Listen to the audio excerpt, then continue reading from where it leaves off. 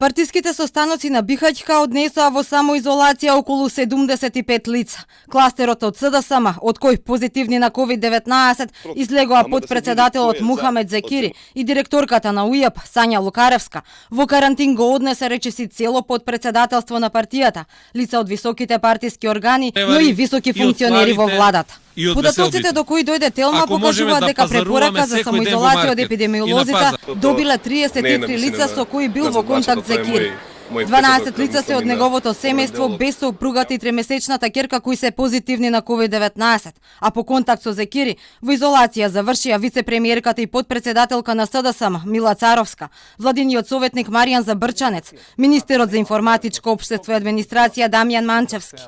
Во домашен карантин е и директорот на финансиската полиција Арафат Муареми и директорот на Агенцијата за разузнавање Еролд Муслију. Но и Игор Јанушев од ВМРО ДПМН е по дебатата на ТВ24 кај новинарката Душица Мрѓа, на која присуствуваше Зекири по партискиот состанок во СДСМ. Од Лукаревска пак, која вчера објави дека е позитивна на COVID-19, во изолација завршиле 28 лица.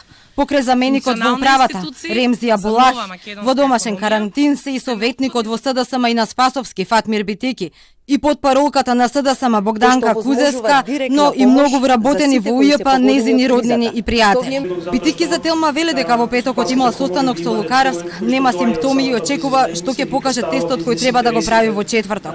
14 пак лица по контактите со Зекири и Лукаревска веднаш се тестираа и имаат препорака за домашна изолација. Негативни тестови добија премиерот во техничката влада Оливер Спасовски, генералниот секретар на СДСМ Љупчо Николовски, генералниот секретар на ВМРО ДПМН Игор Јанушев, директорот на службен весник Мартин Костовски, градоначалникот на Бутел Велимир Смилевски и други. Од партијата и денеска го повторија вчерашниот став дека СДСМ максимално ги почитува здравствените протоколи. Социјалдемократскиот сојуз на Македонија од почетокот на оваа криза максимално ги почитува препораките, протоколите, мерките за заштита на здравјето, наше секако и на граѓаните, и ве уверувам дека така и ќе продолжи.